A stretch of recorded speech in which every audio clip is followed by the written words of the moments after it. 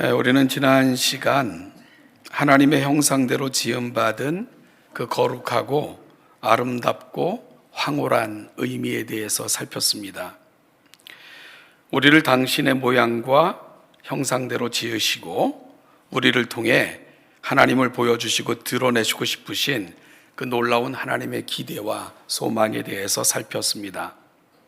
그러면서 창조 안에서 우리가 얼마나 아름답고 존귀한 존재들인가, 하나님의 시선이 머물고 하나님의 감탄사인 우리들, 그 놀라운 창조의 신비에 대해서 함께 살펴봤습니다.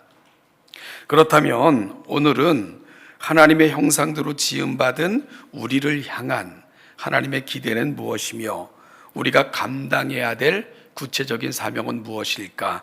창조의 개념 속에서 이 부분을 다시 한번 생각해 보고자 합니다.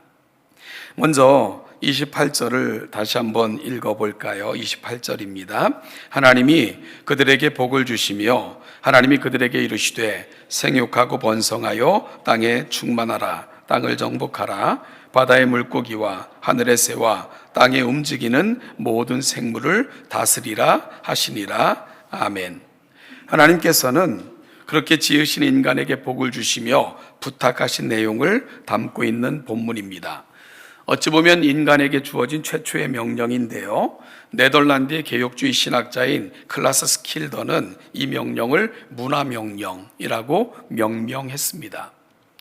1932년도에 출간된 그의 책 그리스도와 문화에서 이 개념을 그는 체계적으로 설명하고 있습니다. 스킬더는 문화활동을 단순히 인간의 생존 활동이 아니라 하나님이 창조하신 세상을 개발하고 가꾸어 그분의 영광을 드러내는 거룩한 사명으로 그렇게 보았습니다. 그는 성도는 생육하고 번성하여 땅에 충만하라, 땅을 정복하라는 말씀을 따라 자연 상태의 세상을 하나님이 기뻐하시는 문화와 그리고 또한 하나님의 영광을 드러내는 삶의 터로 삼는 적극적 순종의 삶을 살아내야 된다라고 권면했습니다. 단 여기서 오해하지 말아야 할 단어가 있습니다. 바로 정복하라, 다스리라 하는 말입니다. 세상의 제국주의적 관점에서 정복은 짓밟고 착취하고 내 마음대로 빼앗는 것을 의미합니다. 또한 다스린다는 것은 권세를 마음대로 휘두르는 것을 의미하기도 하죠. 따라서 이 단어들은 강한 자들의 전용어처럼 그렇게 오해되어 사용되기도 하는 단어들입니다. 하지만 성경적 세계관에서 다스림은 다릅니다. 시브리어 원어의 의미를 살펴보면 이것은 경작하다, 돌보다라는 의미를 담고 있죠.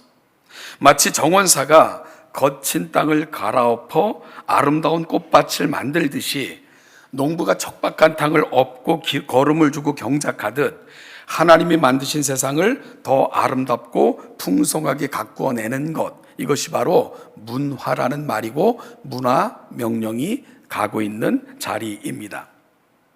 하나님은 어찌 보면 그 창조 속에 아름다운 원석을 숨겨두신 것 같습니다.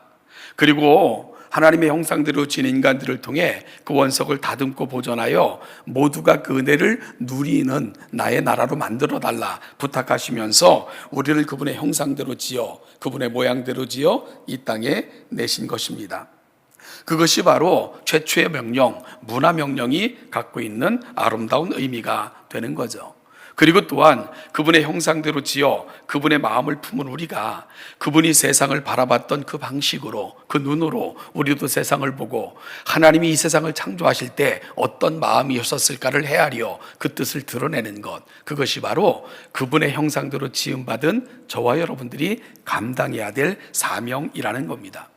이걸 가리켜서 문화명령이라고 우리는 일컫고 있는 거죠. 따라서 우리가 살아가는 모든 삶의 자리, 직장이든 학교이든 가정이든 우리가 속해 있는 어떤 공동체이든 무질서함을 정리하고 갈등이 있는 곳에 화평을 주며 유용한 모든 것을 유용한 것들로 주변을 섬기고 아름답게 그 은혜를 누리게 하면서 살아가는 것, 그것이 바로 우리를 지어 이 땅에 내신 하나님의 의미임을 깨닫고 살아가는 것, 매우 중요한 고백이 되어야 할 것입니다. 여러분, 따라서 이 명령은 교회와 세상, 종교적인 일과 세속적인 일을 분리하는 이분법적 사고로부터의 전환을 또한 요청하는 그런 요구가 될 수밖에 없는 거죠. 우리가 살아가는 모든 세상은 하나님께 속해 있습니다. 하나님께서 그분의 창조 세계를 통해 그 안에 머문 모든 것들에게 은혜를 주시고자 이 세상을 창조하셨고, 그것이 바로 하나님의 마음이 되는 거죠. 따라서 우리는 우리가 살아가는 모든 삶의 자리, 우리가 숨쉬고 머물며 행하는 모든 것들이 하나님의 그 아름다움을 드러내는 일에 사용되기를 갈망하며 우리의 삶을 살아내야 되는 거죠. 그것은 단순히 종교적인 일을 행하는 것이 아니라 내가 가정에 있든 내가 직장에 있든 아니면 내가 학교에 있든 내가 살아가는 모든 삶의 자리, 그 자리는 하나님의 영역이고 하나님은 나를 그 모든 영역에 파송하셔서 하나님의 아름다움을 보여주고 싶어 하시는구나. 이것이 바로 문화 명령 앞에 서 있는, 이 거룩한 명령 앞에 서 있는 저와 여러분들의 고백이 되어야 할 것입니다. 이 한 주간도 여러분들이 살아가는 모든 삶의 자리가 하나님께서 여러분을 파송한 파송의 자리임을 깨닫고, 그것이 어디인지 간에 하나님께서 그분의 형상대로 지어 우리를 파송하셨던, 이 세상을 지어 세상을 유익하게 하고자 하셨던 아름다운 하나님의 소망들이 우리를 통해 펼쳐지는 아름다운 사명의 장소가 다 되시기를 주님의 이름으로 축복합니다.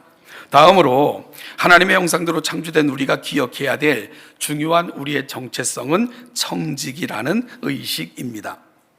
28절의 말씀을 다시 한번 살펴보면 하나님은 땅을 정복하라고 하셨지만 그 땅의 소유권을 인간에게 넘기신 적은 없습니다.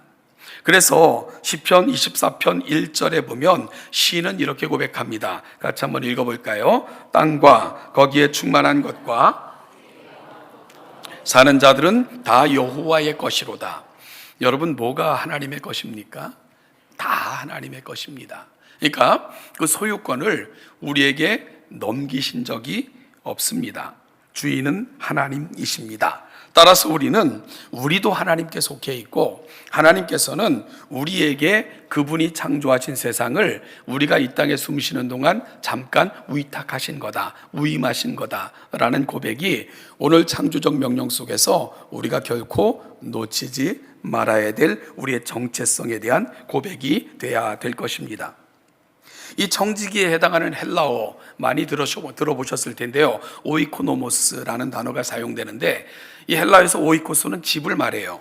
그리고 네모라는 동사가 합성되어 오이코노모스가 되는데, 이 네모는 다스리다, 관리하다. 그러니까 청지기는 집을 관리하는 자라는 의미를 담고 있죠. 여러분, 따라서 창세기 1장이 하나님의 창조에 대한 대략적인 기록이라면 창세기 2장은 그 중에서 특별히 한 대상, 인간에게 집중하여 인간의 가치, 의미, 존엄, 그리고 또한 기대, 이런 것들을 담아 확장하듯 펼쳐지는 그러한 장이 창세기 2장이 됩니다. 창세기 2장을 보면 하나님께서 인간을 어떻게 지으셨는가를 조금 자세하게 설명하고요, 그렇게 지으신 인간을 향한 하나님의 기대, 인간에게 주신 축복, 은혜들이 가득 들어있는 장이 창세기 2장이 됩니다. 그 창세기 2장을 통해서 살펴보면 인간을 창조하시고 하신 하나님의 부탁이 창세기 2장 15절에 또한 기록되어져 있습니다. 2장 15절 같이 한번 읽어보겠습니다. 여호와 하나님이 그 사람을 이끌어 에덴 동산에 두어 그것을 경작하며 지키게 하시고 라고 기록하고 있습니다. 하나님께서 아담을 이끌어 에덴에 두신 다음에 부탁하신 내용입니다. 어떻게 하라고요? 그것을 경작하며 지키게 하시고라고 기록되어져 있습니다. 경작하며에 해당하는 히브리어의 의미는 봉사하다, 섬기다 라는 의미입니다. 즉, 우리는 땅이 열매를 맺도록 땅을 섬기는 자다라고 성경은 말씀하고 있는 거고요. 지키게 하다에 해당하는 히브리어는 보존하다, 보호하다 라는 의미를 담고 있죠. 하나님이 만드신 상태를 아름답게 유지하는 하는 것입니다. 결국 이 말들이 가는 의미는 주인은 하나님이시며 인간은 그분의 소유를 잠시 맡은 관리자들입니다. 그렇다면 여러분, 관리자들에게 가장 중요한 자세는 뭘까요? 주인의 뜻을 헤아리는 것입니다. 주인이 내게 맡겨주신 이것을 통해 무엇을 원하실까? 무엇을 기뻐하실까를 놓치지 않는 것, 이것이 바로 관리자에게 있어서 가장 중요한 자의식이어야 될 것이고요. 그리고 또한 우리는 그 일을 위해 잠깐 맡김을 받은 사람들이라는 정체성의 확인이 무엇보다도 중요한 것이 되겠지요. 여러분, 그래서 기독교 신앙으로 산다는 것, 이 의미가 뭘까? 바로 이 말씀은 우리를 그 도전 앞에 늘 서게 하는 겁니다. 따라서 이 세상의 그 어떤 것도 내 것이 아닙니다. 그 모든 것은 그분이 잠깐 맡겨주신 겁니다. 그래서 이 시편 24편 1절에서 시인은 나도 하나님께 속해 있습니다. 온 우주가 하나님께 속해 있을 뿐만 아니라 나도 하나님께 속해 있습니다. 이런 고백을 하고 있는 거죠. 여러분, 따라서 기독교 신앙으로 산다는 것은 이 세상 그 무엇도 내 마음대로 멋대로 함부로 훼손하고 대하고 파괴할 수 있는 것은 아무것도 없다. 우리는 단지 그분이 맡겨주신 우리에게 위탁된 것들을 맡겨주신 그분의 뜻에, 그리고 그분의 원함대로 소망대로 관리하고 보존하여 아름다움을 드러내는 거다 하는 것이 하는 고백이 우리에게 너무나도 귀하다는 겁니다. 우리가 살아가는 모든 삶의 처소가 하나님의 거룩한 처소입니다. 그리고 또한 우리가 몸담고 살아가는 삶의 모든 순간이 신비이고요, 우리가 행하는 모든 것들이 하나님의 거룩한 창조의 수행자로 살아가는 삶의 자리라는 것, 이것이 바로 창조신앙, 성경적 세계관을 안고 살아가는 사람들이 가져야 되는 놀라운 가치관들이 되어야 되는 거죠. 한번 이런 생각을 해봤습니다. 여러분, 은행의 지점장을 생각해 보시죠. 그는 매우 수없이 많은 돈을 만지고 관리합니다. 그가 관리하는 그 은행의 금고에는 돈이 가득하겠지요. 그러나 그 돈은 지점장의 것이 아니잖아요. 고객의 돈이고 은행의 돈입니다. 지점장이 훌륭하다고 칭찬을 듣는 것은 그 돈을 마음대로 쓰는 데 있는 것이 아니고 지침에 따라 정직하고 유용하게 운용하여 수익을 남기는 것, 아마 이것이 훌륭한 지점장의 자질이고 평가의 기준이 될 것입니다. 어찌 보면 이것이 기독교 세계관의 핵심인 거죠. 내 생명, 내 자녀, 내 재산, 내 재능, 이거 내 거니까 내가 마음대로 써도 돼 하는 것에 훌륭함이 있는 것이 아닙니다. 거기에 능력이 있는 것이 아닙니다.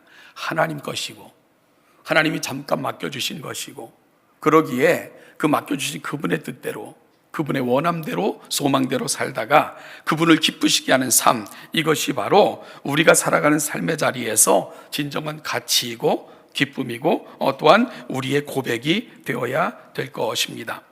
거기에는 시간도 있고요, 또한 내게 맡겨주신 모든 것도 있고 우리의 재능도 있고 또한 우리의 생명도 거기에 다 해당이 될 것입니다. 그렇게 하나님께서 맡겨주신 그 생명을 가지고 내게 맡겨준 시간만큼 살다가 하나님께서 됐다 부르시면 가는 것입니다. 이것이 바로 기독교인들이 놓치지 말고 살아가야 될 인생의 고백이 되어야 될 것입니다.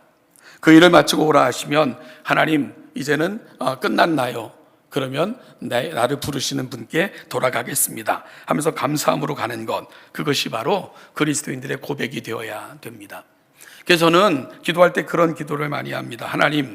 하나님께서 내게 맡겨주신 생명의 연한이 얼마인지는 제가 잘 헤아릴 수는 없습니다.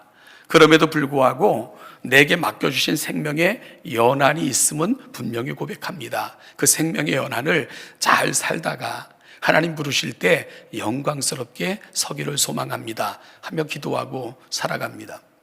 여러분, 우리 인생의 하루를 더하는 것은 내게 주어진 나의 권리이거나 나의 능력이 아닙니다. 우리는 고백해야 됩니다. 하나님께서 나를 그분의 정한 시간만큼 세상에 내셨구나.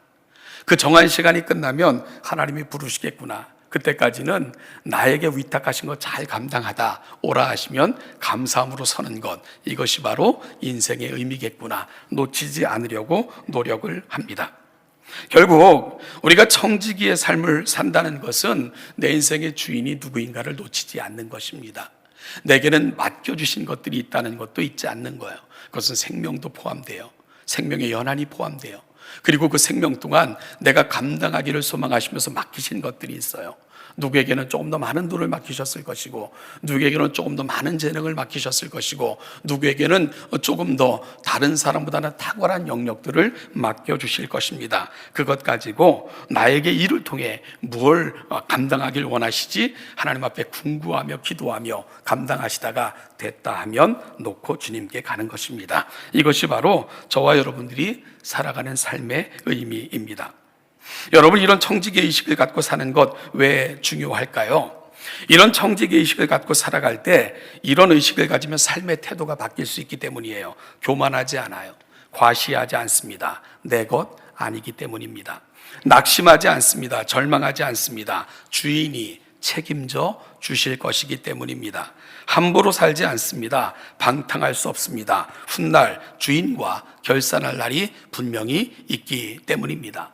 그러므로 우리가 창조적 질서 속에서 내가 누구이며 나를 이 땅에 내신 하나님의 목적을 분명히 알고 살아가는 것, 삶의 내용 전체가 바뀔 수 있는 그 패러다임 앞에 우리는 서게 되는 것입니다. 그래서 성경적 세계관이 그렇게 중요한 것이죠. 그럼 결론적으로 우리가 청지기임을 자각하고 청지기로서의 삶을 살고자 할 때 주인 되시는 하나님께서 하신 구체적인 약속은 뭘까? 첫 번째로 마태복음 6장 33절 같이 한번 읽어보겠습니다. 그런즉 너희는 그리하면 이 모든 것을 너희에게 더하시리라. 이 말씀은 산상수훈에 포함된 말씀으로 우리가 너무나도 잘 아는 말씀 중에 한 구절이기도 합니다.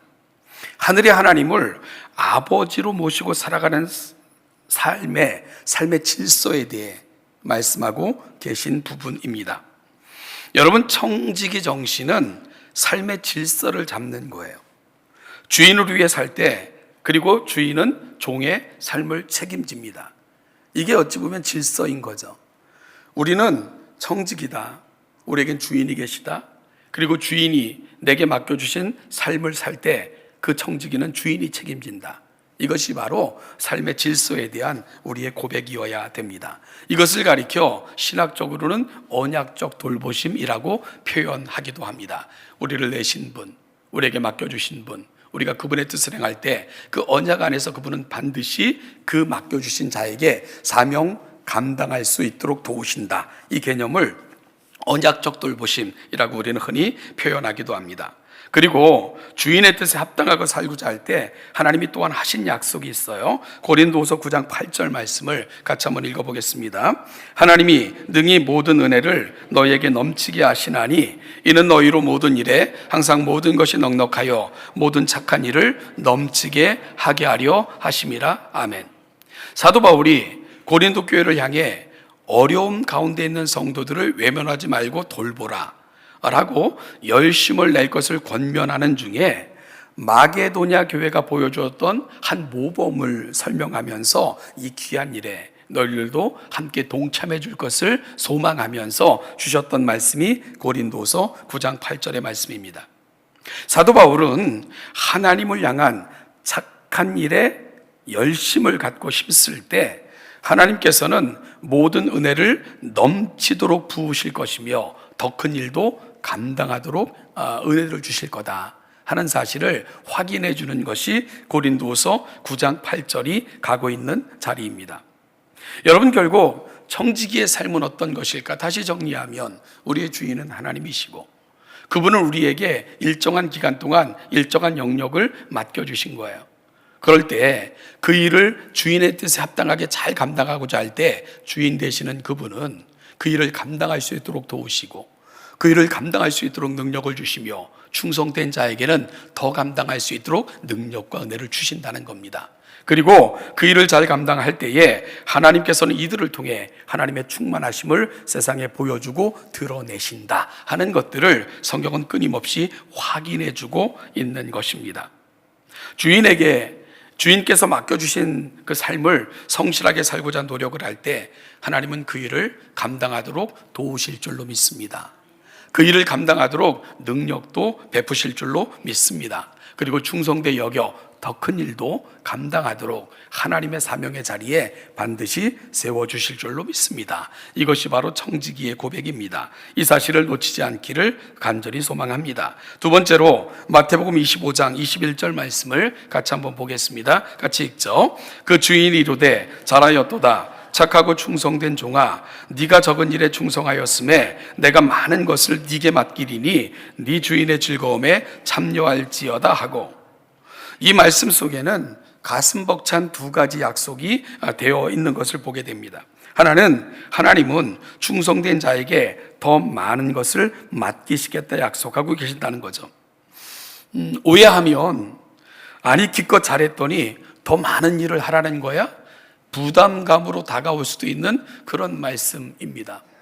어찌 보면 이 교회라는 공동체도 참 몇몇 분들에게 너무나도 많은 그 과중한 일들이 몰리고 과중한 일들을 감당하며 지칠 수도 있는 그런 공동체가 어찌 보면 교회 공동체일 때가 참 많거든요. 그래서 하다 보면 지치기도 하고, 그리고 또한 또 다른 사역 앞에서 주저하기도 하고, 그래서 교회 공동체는 그런 분들을 존귀히 여겨주고 격려해주고 위로해주고 긍정적으로 함께 그 마음을 헤아려주는 것들이 너무너무 중요한 거죠. 왜냐하면 그 수고가 너무 귀하고 아름다운 수고들이기 때문에 그렇습니다. 그런데 오늘 본문을 보면 잘하였도다. 착하고 충성된 종아, 네가 적은 일에 충성하였음에 내가 많은 것으로 네게 맡기겠다 하는 말씀이 그렇게 마음 편하게만은 느껴지지 않는 것은 우리가 현실에서 살면서 느끼는 부담감 때문에 이 말씀 앞에서도 조금 주저하는 것이 아닐까라는 생각을 해보기도 합니다. 그러나 이 말씀은 단순한 노동의 가중이 아니라 하나님 나라에서 더 존귀하게 쓰임받는 영광스러운 특권에 대한 말씀입니다. 여러분, 이 약속은 이 땅에서도 이루어질 수 있지만 그러나 마태복음 25장은 사실 종말에 관한 가르침입니다. 즉 주님 앞에 이르렀을 때 우리에게 되어질 일에 대한 확인이 바로 주님께서 십자가 지시기 전 종말론적 가르침으로 행한 일련의 가르침 속에 오늘 본문이 들어있는 거죠. 즉 주님 앞에 이르렀을 때 우리에게 되어질 일에 대한 확인입니다. 여러분, 그러면 하나님 앞에 섰을 때 하나님께서는 우리에게 어떤 말씀을 하실까요? 먼저 우리가 청지기로서 살았던 삶을 칭찬하시고 또한 살았던 삶을 격려하신다라고 말씀하고 있는 거죠. 그리고 또한 그 나라에서 하나님께서는 더한 것도 너에게 맡기고 허락하실 것이다 하는 말씀으로 주님의 말씀은 이어집니다. 그렇다면 우리가 주님 앞에 섰을 때, 그 나라에 이르렀을 때 착하고 충성된 종아, 네가 맡겨준 사명 잘 감당했구나, 고맙다. 주님은 우리를 칭찬하실 거예요. 그리고 우리에게 더 많은 것도 맡겨주실 거다. 그게 뭘까? 몰라요. 지금은 희미하여 그 나라에서 주어질 영광, 우리에게 맡겨질 일이 무엇일지 우리는 잘 알지 못합니다. 여러분, 그러나 분명 오늘의 이 본문은 우리가 우리의 삶을 마치고 그 영광스러운 하나님, 그 영광으로 찬란한 그 나라에 이르렀을 때에 하나님께서 칭찬하시며, 그리고 하나님께서 우리 인생을 영화롭게 하사 그 가장 놀랍고도 신비한 은혜 앞에 세울 것이다 하는 말씀은 분명한 주님의 약속 아니겠습니까? 따라서 저는 우리 사랑하는 동천의 모든 성도들이 이 땅에서 정말 맡겨진 청지기의 삶을 잘 감당하며 살다가 주님 앞에 섰을 때 그 나라에서 주어질 그 영광이 뭘까?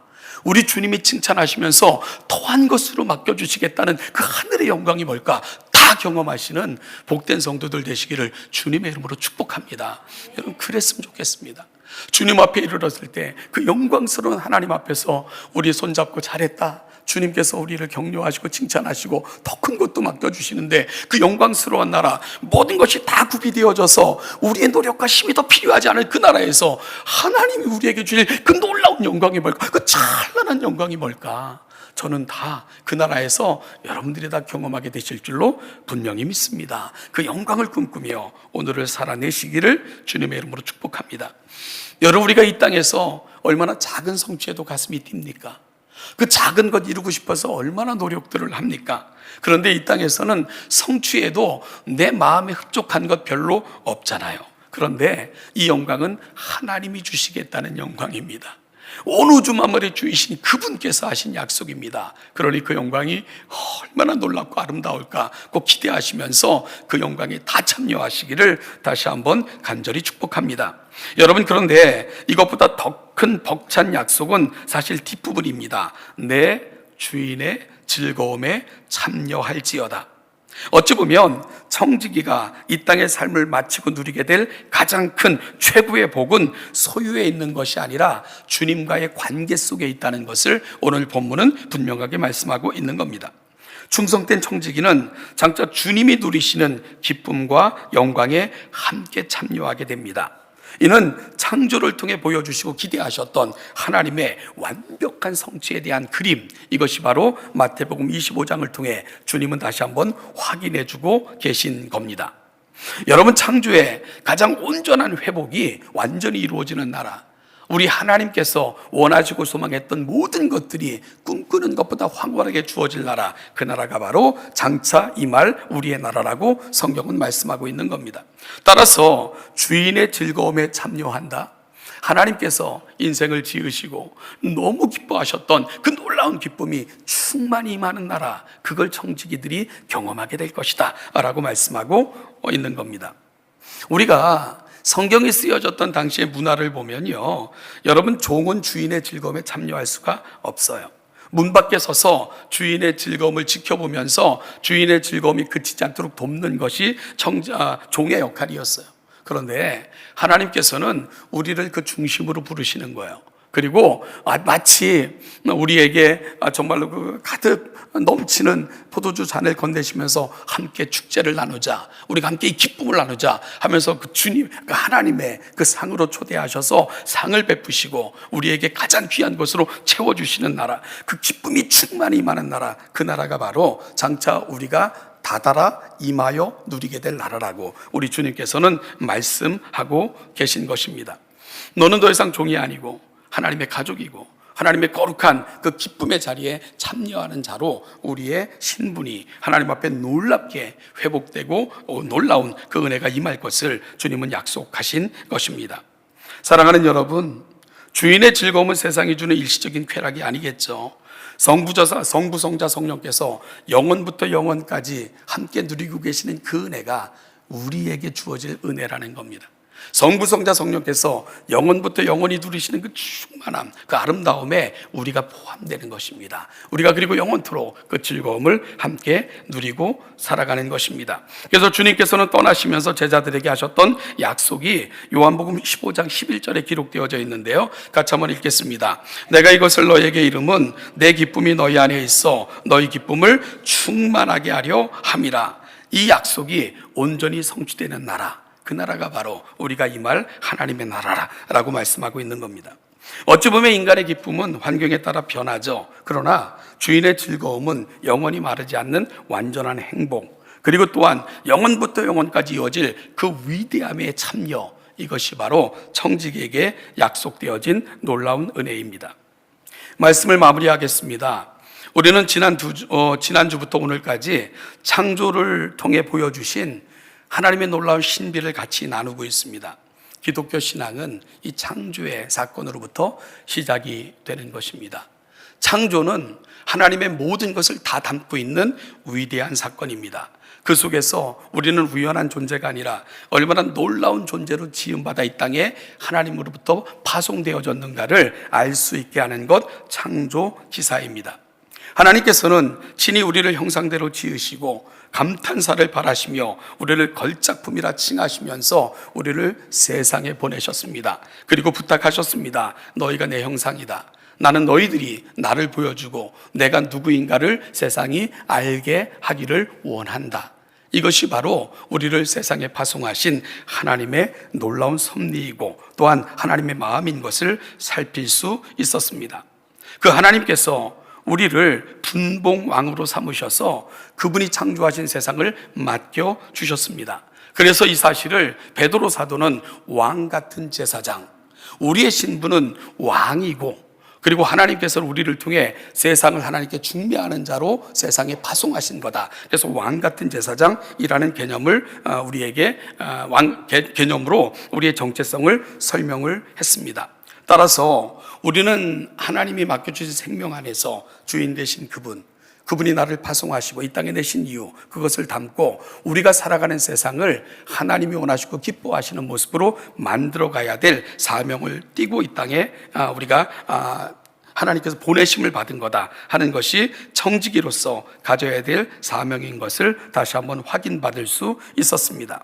이것을 가리켜 우리는 문화명령이라고 명명을 한 것입니다. 사랑하는 동천교회 성도 여러분, 이러한 눈으로 시각으로 우리가 살아가는 세상을 다시 바라볼 수 있는 저와 여러분들이 될 수 있기를 간절히 소망합니다.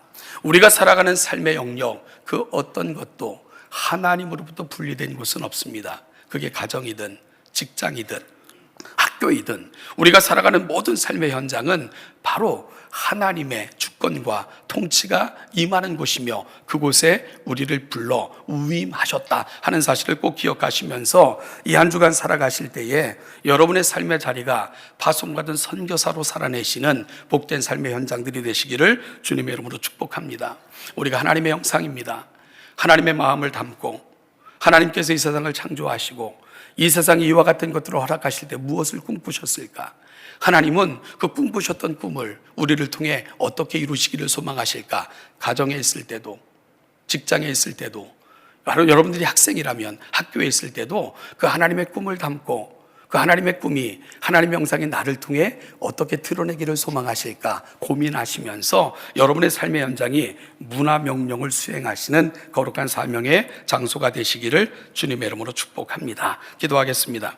하나님 아버지, 우리는 아무런 목적 없이 세상에 던져진 존재가 아니라 하나님의 형상으로 지음받아 이 땅에 보내심을 받은 사명자인 것을 다시 한번 확인받게 하시니 참으로 감사합니다. 하나님 아버지, 우리가 살아가는 모든 삶의 자리는 그저 어쩌다 보니까 살아가는 삶의 자리가 아니라 하나님께서 맡겨주신 또 다른 사명의 장소인 것도 확인받게 하시니 감사합니다.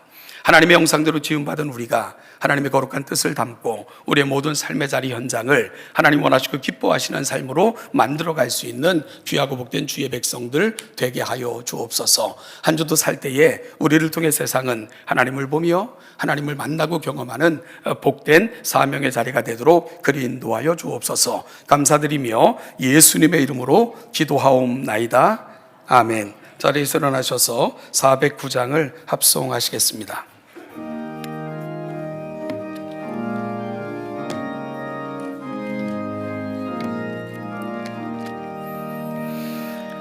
나의 기쁨은 사랑에 주님께 있사오니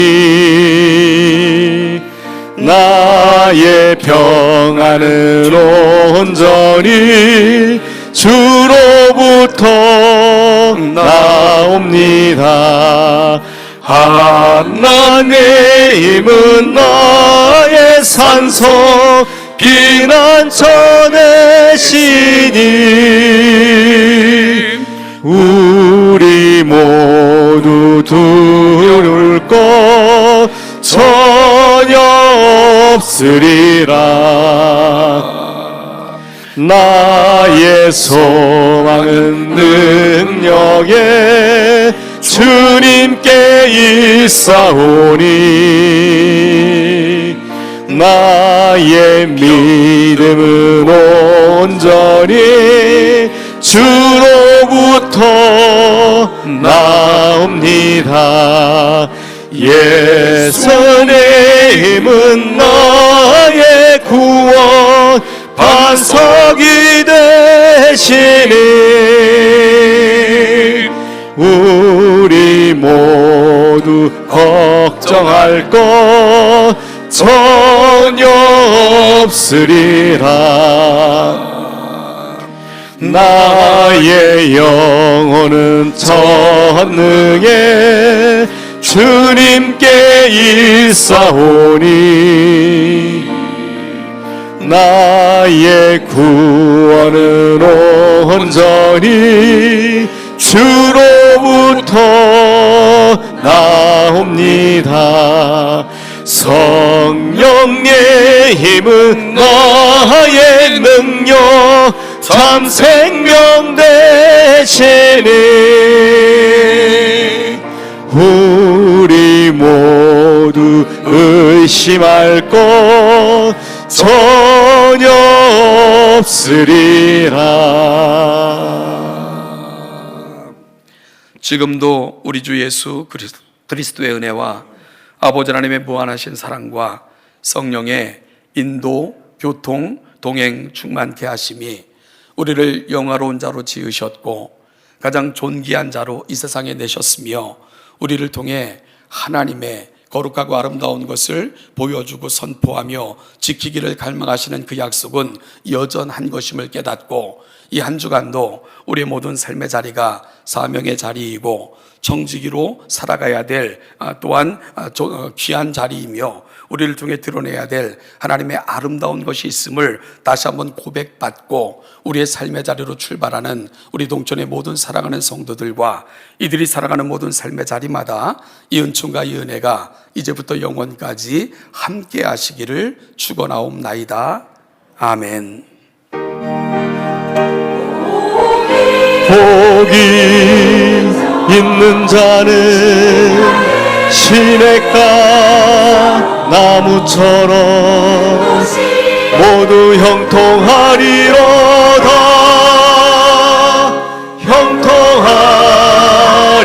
형통하리로다.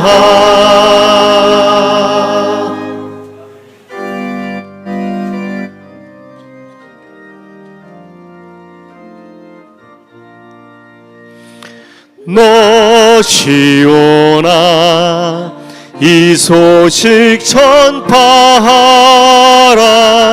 영광의 주 참 빛이 되신다. 만 백성을 이 밝은 빛에 모아 영원한 구원 주려 하신다. 이 기쁜 소식 곧 전하라. 구원의 소식을 널리